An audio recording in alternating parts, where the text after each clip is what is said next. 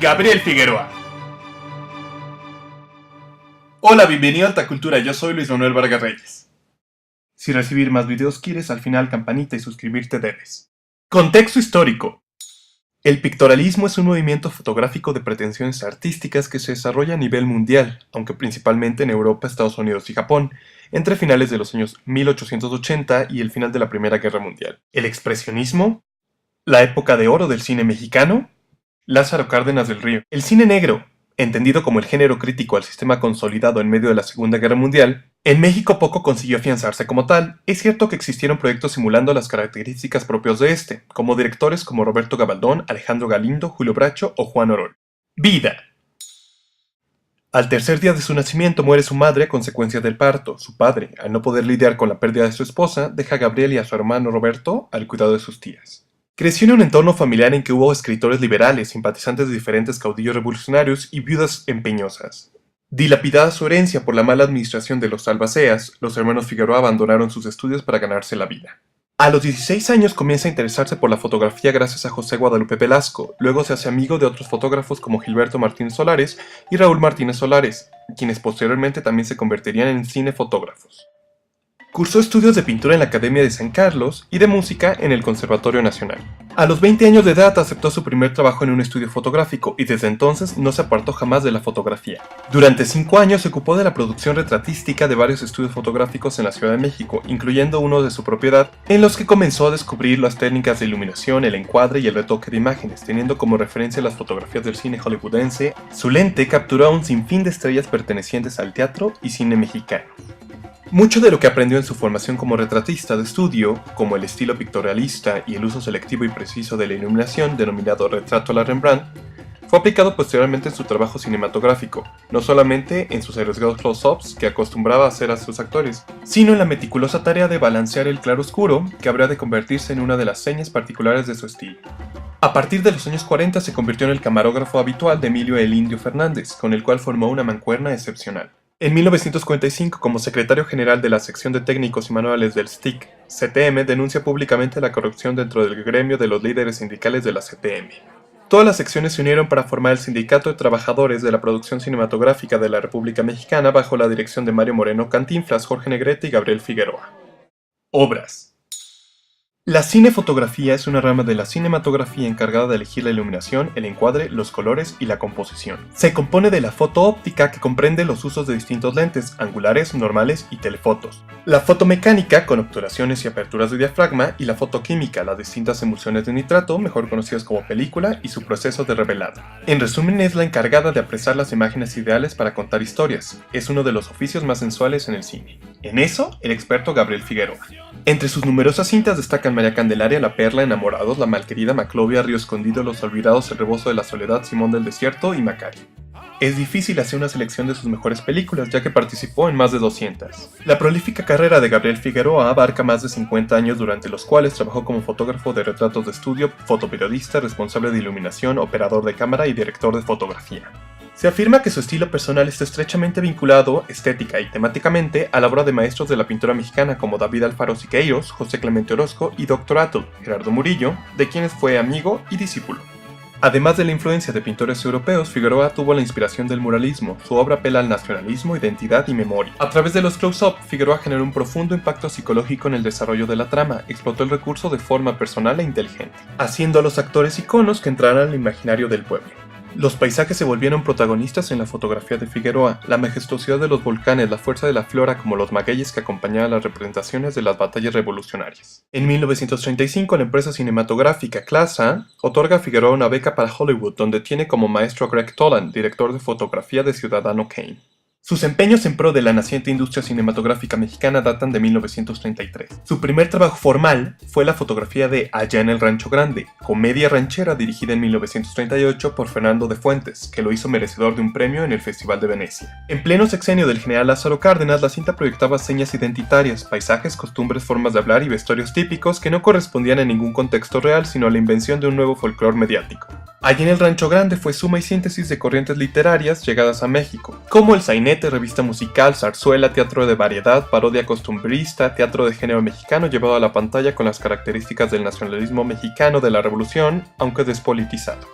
Entre 1939 y 1943, Figueroa trabajó en más de 40 películas, sin embargo, no fue hasta la filmación de Flor Silvestre en 1943 que su estilo adquirió cierta solidez. Esta fue la primera de 24 películas que realizó junto al director Emilio "El Indio" Fernández, formando el conocido equipo Fernández Figueroa. Fundadores de una época del cine mexicano que se apropió del férreo discurso nacionalista. Crearon una retórica visual que fue el centro de un cine que santificaba a los próceres, elogiaba a la patria y hacía gala al machismo rampante.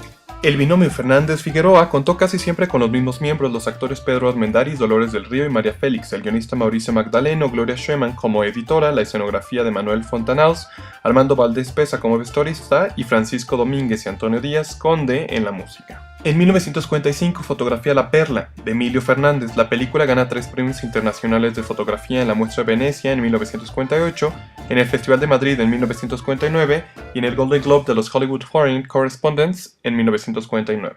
En 1946, fotografía El Fugitivo, de John Ford.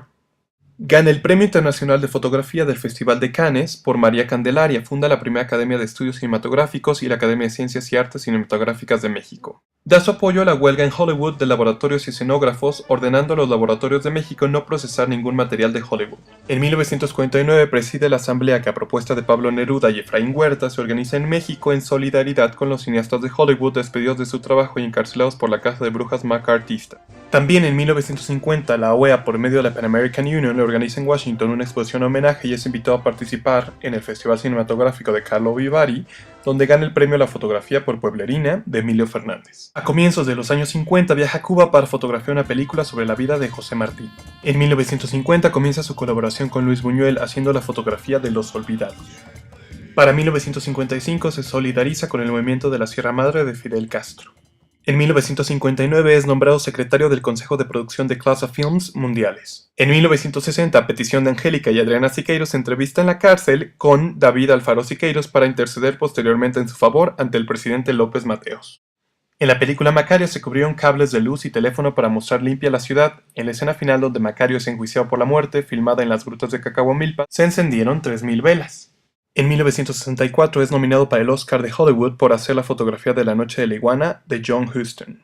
Al recibir en 1971 el Premio Nacional de las Artes expresó: "Estoy seguro que si algún mérito tengo es saber servir mis ojos que conducen a las cámaras en la tarea de aprisionar no solo los colores, las luces y las sombras, sino el movimiento que es la vida".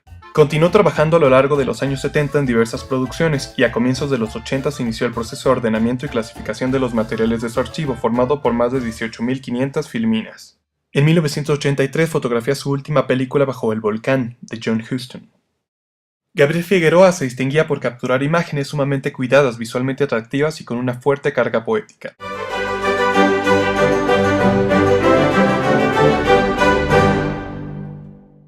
Gabriel Figueroa fallece el 27 de abril de 1997 en Ciudad de México, a sus recién cumplidos 90 años. Su filmografía cuenta con 235 títulos, en los cuales se desempeñó como director de fotografía o codirector. Los trabajos fílmicos son desde largometrajes hasta documentales. Extra. Pocos mexicanos en la fotografía cinematográfica mexicana como Emanuel Lubezki han estado a la altura de Gabriel Figueroa. Figueroa Flores explicó que su padre siempre se refería al Guernica de Picasso cuando lo cuestionaban sobre el blanco y negro. Picasso lo pintó en blanco y negro porque necesitaba de su dramatismo para realizar una crítica de esa masacre, por eso no usó ningún color. Figueroa fue candidato al premio Oscar a la mejor fotografía por La Noche de la Iguana en 1964. En 1968 es nombrado miembro activo de The Academy of Motion Picture Science and Arts. Fue ganador del Premio Nacional de Bellas Artes en 1971, entre otros reconocimientos. Figueroa, en una discusión con Orson Welles y William Allen, les contó una leyenda sobre una criatura humanoide que se suponía que existía en América del Sur. Cuando William Allen se convirtió en productor, lo convirtió en La Mujer y el Monstruo en 1954. Estuvo en la lista negra de Hollywood durante la era de McCarthy. Después de filmar The Fugitive, no pudo aceptar un contrato de 3 años del director John Ford, ya que le denegaron una visa de entrada a los Estados Unidos. Figueroa recibió 16 premios Ariel y fue reconocido en múltiples festivales de cine internacionales como el de Cannes, Hollywood, Madrid, San Francisco y Venecia. En 1972 recibe el Premio Salvador Toscano de Ciencias y Artes al Mérito Cinematográfico. En 1972 es nombrado presidente de la Academia de Ciencias y Artes Cinematográficas de México. En 1984 recibe el homenaje del San Francisco Film Festival por su aportación a la industria cinematográfica. En 1986 el Toronto International Film Festival en Canadá le ofrecen su homenaje con la proyección de Macario en 1959 y Pedro Páramo en 1966. En 1988, la revista Artes de México le dedica un número monográfico. En 1991 recibe el homenaje de la Universidad de California y se edita el primer portafolio con 10 serigrafías. ¿Y tú? ¿Has retratado el folclore mexicano? ¡Compártenos tus proyectos! Encuentra más información en la descripción. No olvides suscribirte a las redes sociales de Alta Cultura y comparte, sobre todo en YouTube, ¿eh?